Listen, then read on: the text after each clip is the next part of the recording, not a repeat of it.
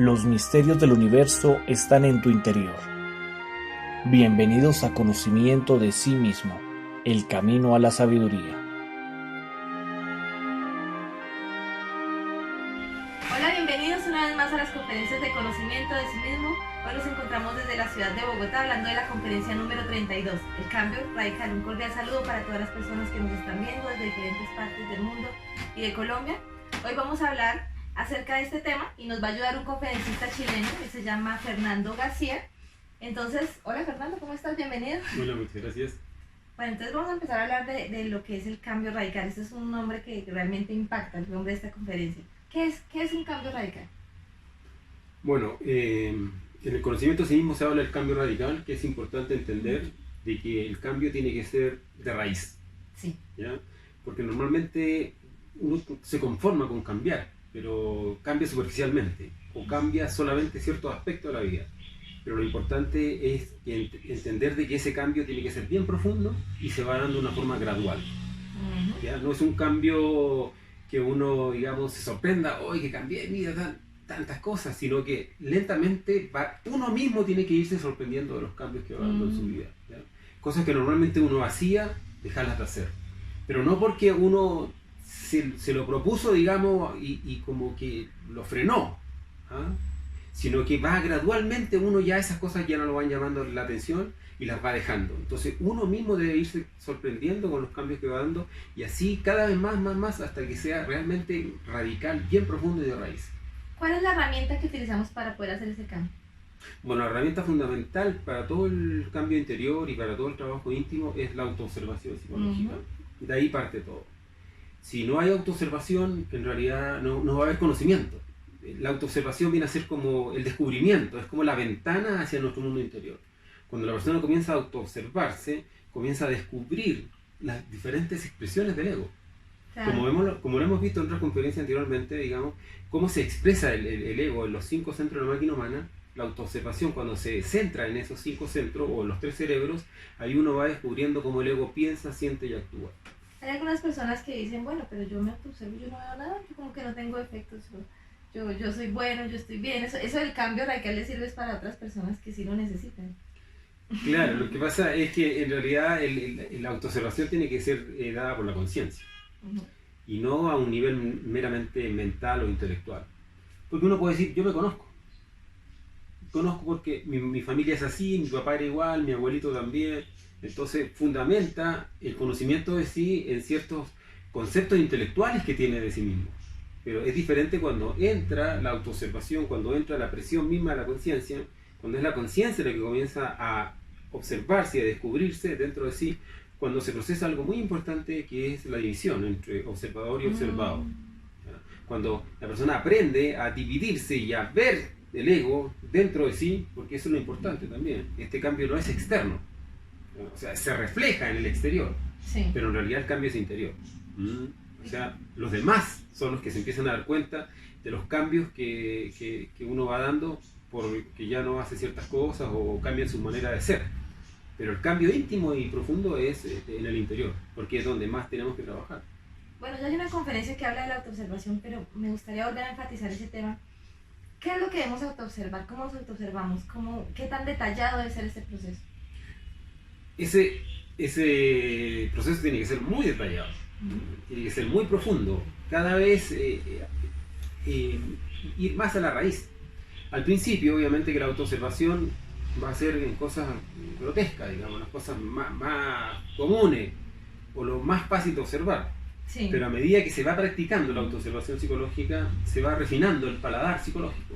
Eso es cierto. A mí me ha pasado que al comienzo, cuando practiqué la autoobservación, solo lo veía por ahí un defecto y veía como el más grande, pero después uno empieza a observar y ya empieza a ver muchas cositas, muchos detallitos dentro de un mismo espacio de tiempo, digámoslo así. Claro. Lo que pasa es que a medida que la persona va practicando la muerte en marcha, el trabajo con la eliminación del ego, esa conciencia que va rescatando se va sumando al resto del porcentaje, entonces le va ayudando. Son como soldados que uno va ganando ahí, que le permiten esos espías, porque hay que transformarse como un espía de sí mismo. Entonces va aumentando la conciencia y esa conciencia le va permitiendo ver en mayor profundidad o ver en mayor detalle o mayor distancia de tiempo. Porque al principio tal vez uno se comienza a autoobservar segundos. Sí. ¿Ya? Así, y es normal, así se parte. Ujú. Después eso se puede ir aumentando más minutos y la idea es estar siempre en autoobservación. Porque el ego está esperando el momento en que uno baja la guardia para expresarse. Ujú. Porque cuando él se manifiesta y no hay autoobservación, no hay descubrimiento. Bueno, ¿qué tanto esfuerzo tengo que hacer yo para autoobservarme? Porque yo puedo llegar a decir, bueno, sí, yo tengo efectos, ¿sí? Y tengo hartos, no es uno, sino que son muchísimos, pero ya, o sea, ¿qué tanto esfuerzo tengo que hacer para lograr realmente hacer un cambio radical? Bueno, el esfuerzo tiene que ser indefinido, tiene que ser un esfuerzo constante. No saco nada con decir, no, yo ya me estoy esforzando, me estoy autoobservando. O sea, cuando uno piensa que avanzó es cuando se estanca. Ujú. Lo mejor es pensar de que uno no ha avanzado nada. Hoy día comienzo. Si cada día uno parte como que hoy día comienzo, va a permitir que esta expresión de la conciencia y esta autoobservación se vaya desarrollando.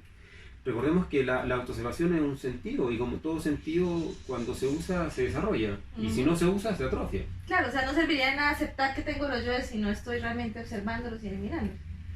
Claro, o sea, cualquiera puede darse el gusto de decir, sí, yo acepto, yo les creo a ustedes. Sí. Les creo a ustedes de que en realidad no somos uno, sino somos muchos. Sí. ¿Me entiendes? Porque aquí psicológicamente para esta conferencia es importante entender que tenemos una multiplicidad psicológica, Ujú. que no somos unos individuos únicos o íntegros, sino que somos muchos.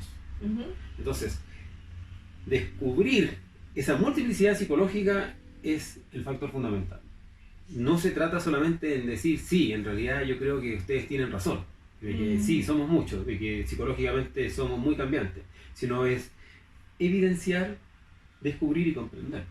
O sea, hay que descubrirla en uno mismo, evidenciar y darse cuenta de que sí realmente en nuestra psicología existen muchas personas. O sea, que aquí no hay solamente un Fernando, sino hay muchos Fernandos. Y la idea es lograr la integración y llegar a una sola, a la unidad. ¿Cómo hago yo para saber que comprendí un defecto? ¿O cómo es ese proceso de evidenciar y comprender? Bueno, eso lo va viendo uno en la misma vida. En la misma vida y internamente también a uno le va mostrando cuando va dando ciertos cambios psicológicos. Ujú. Cuando algún defecto va siendo eliminado, internamente a uno le muestran un cadáver, que en el fondo ese Uno cadáver, ve allá al muerto. uno ve el muerto. Ah, bueno, no Sí, sé si es pues, fácil. sí. Si uno le va mostrando el muerto, quiere decir que, bueno, vamos avanzando en cierto grado, ¿verdad? Y también porque ya ese mismo defecto que anteriormente tenía fuerza en uno, ya no tiene tanta fuerza. Digamos, a mí me molestaba que los demás hablaran de sí mismos y ya lo eliminé y ya no me molesta. Entonces ya me di cuenta que yo no tengo ese defecto. O molesta menos. O molesta O menos. molesta menos, Porque, claro. porque son muchos, sí. Claro, claro, porque me molestaba en una cierta magnitud de que casi me ponía incómodo, pero ahora no, me molesta un poco y lo veo. Ya, ese es el paso. Así se va avanzando. Estoy empezando a avanzar. Estoy empezando a avanzar. Porque los cambios no son de un momento a otro. Y como esto es algo radical, es algo profundo, ya va uno a la raíz misma de los defectos, indudablemente que no se va a ver reflejado de un momento a otro, sino requiere de mucho trabajo, pero si la persona es paulatina y es constante en su trabajo, indudablemente va a ver los resultados. Va a ver. Ah, bueno. Ese cambio puede darse de acuerdo a alguna circunstancia externa. Digamos, yo puedo llegar a cambiar radicalmente porque de pronto me voy para un lugar más espiritual, o porque salgo de la casa, o porque de pronto ya me dieron pareja, estaba solo, o porque leí un libro. ¿Alguna circunstancia externa, alguna persona me puede ayudar en ese cambio? O sea, la verdad es que no, el cambio es interior, ¿ya? Indudablemente que las situaciones externas pudieran facilitarte o complicarte el cambio interior, ¿ya? Por ejemplo, tener o no tener pareja te puede ayudar o no ayudar en tu trabajo interno, pero el trabajo es netamente interno. Hay un dicho que dice, el que no trabaja como soltero no trabaja como casado. Eso es cierto. ¿Verdad? Entonces, si la persona está soltera, dice, no, que cuando yo me case, entonces ahí voy a empezar sí a trabajar, me voy a observar con mi pareja, voy a eliminar mis defectos. No. O sea, No lo va a hacer. No lo va a hacer, porque ya no está trabajando como soltero. ¿Se ve como una excusa para no cambiar? Es Que una- no sé, cuando tenga plata y se va a trabajar, o cuando tenga pareja, o cuando... ¿Serían excusas Sí, realmente? son excusas en el fondo. Entonces, las situaciones externas, para mí, en el cambio interior no tienen incidencia. Realmente uno tiene que aprender a trabajar desde cualquier circunstancia, independiente de lo que esté pasando en el mundo exterior, sea esto favorable o desfavorable. Inclusive esos gimnasios psicológicos que nos hemos llamado acá, que digamos son los problemas, las dificultades, las peleas, ¿podrían ser antes una ayuda para ese cambio radical? Por supuesto. En la persona que es verdaderamente revolucionario saca la luz de la oscuridad. De hecho, el camino consiste en eso, en sacar la luz de la oscuridad. Muchas personas se contentan con irse a ciertos lugares, o no, es que yo quiero tener mis vidas en paz, y se va a vivir a un lugar donde se siente súper bien. Pero realmente rehuye el trabajo interior. Rehuir el trabajo interior o querer encontrar una paz externa, ese es el problema. La paz existe, pero dentro de uno.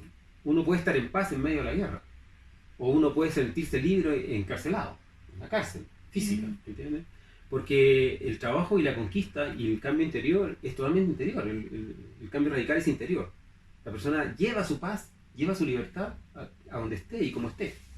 Eso es muy cierto, o sea que esos efectos psicológicos son los que nos quitan la paz así uno se vaya, porque hay muchas personas, digamos, que se van de monjes al campo y ellos se sienten espirituales, pero ¿qué pasa con esos efectos que hay adentro? O sea, ¿realmente pueden eliminarlos o simplemente los esconden ahí un poquito? Claro, o sea, la persona en el fondo, donde esté, va a ser lo que es. Un ángel puede bajar al infierno y sigue siendo un ángel. Pero el diablo, aunque vaya al cielo, sigue siendo el diablo.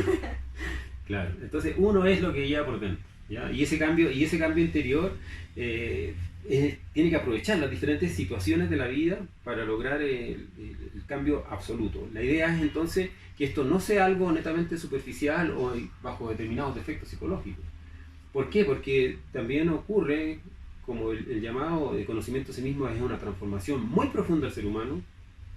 Uno se puede contentar, o lo que se dice que uno se duerme en los laureles y se estanca. Cuando uno dice, no, ya cambié, ya no soy tan malo, ya dejé de tomar, dejé de fumar, y se estanca. Bueno, hablemos un poco de eso. ¿Hacer un cambio radical significaría que nunca más vuelvo a alimentar ese efecto? Digamos, una persona quiere quitarse su yo alcohólico. Claro.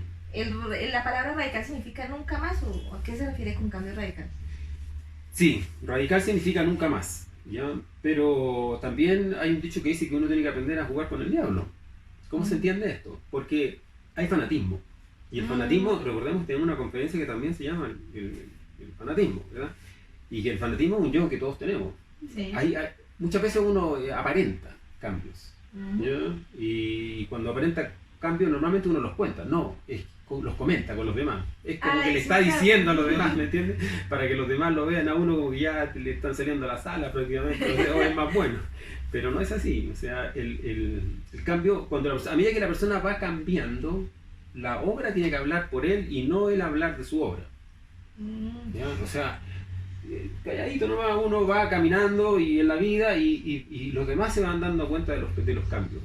Indudablemente que sí que hay ciertos defectos psicológicos en los cuales uno tiene que ser radical.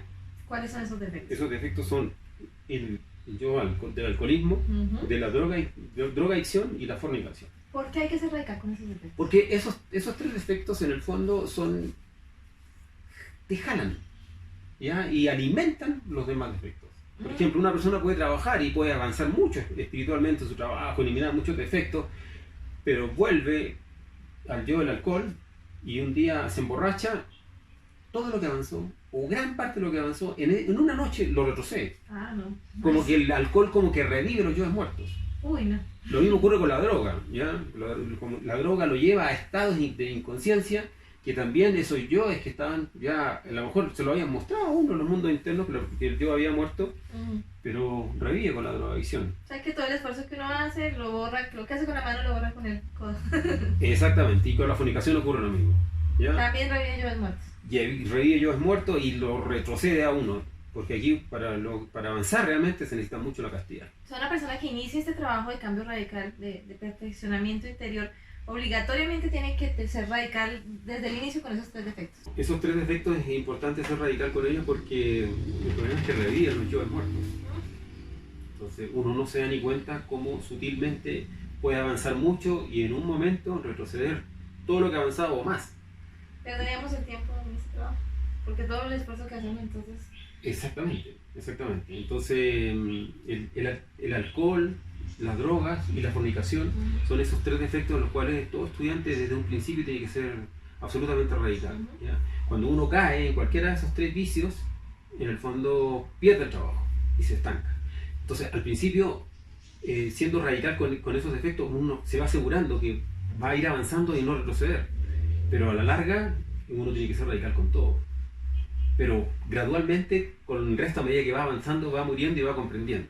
¿Ya? Pero tenemos ahí las claves para saber cómo debemos comenzar el trabajo. Cuando hablamos de ser radical con esos defectos sería ni una copa, ni un poquito, ni un... Porque hay personas que dicen, bueno, pero yo tomo de vez en cuando, o no, yo a veces fornico, o yo a veces, pues, solo de vez en cuando por ahí me encuentro con mis amigos y entonces ahí no serviría, ¿cierto? O sí se podría ver de esa forma. No, cualquiera de esos tres defectos en los cuales, por ejemplo, no, que yo tomo un poquito nomás, una copita en una fiesta, o que yo, no, un poquito de droga nomás, no. O sea, un poquito de eso, o fornica, como dice usted, solamente un poco, una vez al mes, una vez cada 6 meses, no. No sirve para nada. No sirve para nada. Okay. Lamentablemente no sirve para nada. Entonces es bueno comprender de que ahí hay que ser radical. Es parte de la comprensión, a medida que la persona va trabajando con eso, te va permitiendo ir avanzando y ya ir siendo radical con todo para que la transformación sea absoluta. Y hasta uno mismo se sorprenda de los cambios que ha generado dentro de sí. Bueno, ya para terminar la pregunta sería, ¿cómo es ese proceso para poder llegar hasta la comprensión? O sea, ¿qué hay que hacer para llegar hasta la comprensión? Bueno, lo primero es evidenciar. ¿Ya? Evidenciar es cuando comienzo a descubrir, me comienzo a descubrir mis defectos. ¿Ya? Porque uno puede escuchar sobre ciertos defectos, pero cuando lo descubro dentro de mí, cuando lo evidencio, oye, sí, yo tengo eso. Es más, es muy importante esto porque cuando uno va escuchando las conferencias, si uno las escucha con mente serena, con mente en silencio, la conciencia le va mostrando. Uno va escuchando y la conciencia le empieza a mostrar imágenes de su vida donde uno tiene ese defecto. La conciencia, desde el momento en que comienza a escuchar estas conferencias o comienza a participar de los cursos, se va dando cuenta inmediatamente que sí tiene esos defectos. Entonces ahí comienza la primera evidencia. Sí, lo tengo. ¿Ya? Tengo tal defecto. Tengo tal defecto. Okay. ¿Ya? No porque lo acepto, sino porque lo evidencié, que es diferente. Lo observé. Lo miré, okay. Sí, está en mí. ¿Ya? Después ya viene la experimentación, propiamente tal, cuando ya empiezo a descubrir que este defecto tiene ciertos detalles. Se expresa en ciertos momentos, tiene ciertas características, ya va profundizando en esa evidencia, ya lo va experimentando con mayor detalle. Y luego viene la comprensión. La comprensión ya es como el último paso más importante porque cuando uno comprende un defecto ya se capacita para eliminarlo. La comprensión es fundamental, que tiene que ser cuando siente profundamente ese defecto dentro de sí, cuando le siente la emoción, ¿ya? Cuando lo observa y se da cuenta que ese defecto está robando su energía. Cuando siente ese estado psicológico alterado dentro de uno. Es una desarmonía que uno siente dentro de sí, y cuando va comprendiendo cómo se enlazan estos defectos, entonces ya viene la súplica a la madre y lo puede desintegrar. Y ya hay cambio. Ahí cambió.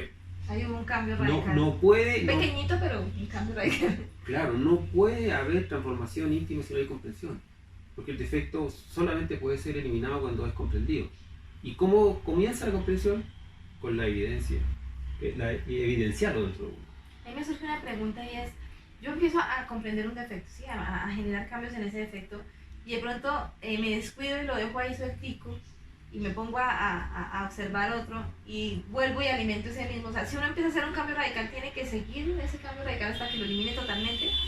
Sí, lo que pasa es que el trabajo tiene un orden y el orden no lo pone uno, ¿ya? El orden lo pone la Madre Divina. Entonces cuando uno empieza a sentir, empieza a recibir información sobre un defecto, la idea es seguirle la pista a ese defecto hasta que lo desintegra, hasta ver el muerto. Sí. Hasta ver el muerto, porque si uno lo deja a medias, exacto, es como que es igual que el almuerzo, empezó a cocinar el almuerzo, pero no lo hizo una poca cosa, pero no lo terminó, entonces el almuerzo no queda listo. Entonces lo que uno haga en la vida tiene que ser terminado hasta el final, ¿ya? Entonces lo mismo ocurre acá. Como esto tiene un orden, a medida que uno va avanzando en ese trabajo, la idea es darle, porque a medida que va avanzando y elimina un defecto, después ese descubre otro y ahí va avanzando. Pero lo que yo voy descubriendo y lo que voy empezando a trabajar, lo tengo que terminar hasta que lo vea muerto. Exactamente. No voy a dejar las cosas a medias. No va a dejarlo a medias. Listo. Muchas gracias, Fernando, por ayudarnos con esta conferencia del cambio radical. Seguiremos hablando más adelante de otras conferencias que van a complementar estos temas. Si tienen alguna pregunta acerca de la conferencia, la pueden dejar en los comentarios y pues estaremos atentos a darles más información sobre este tema visto el día de hoy. Nos veremos entonces en una próxima oportunidad. Hasta pronto.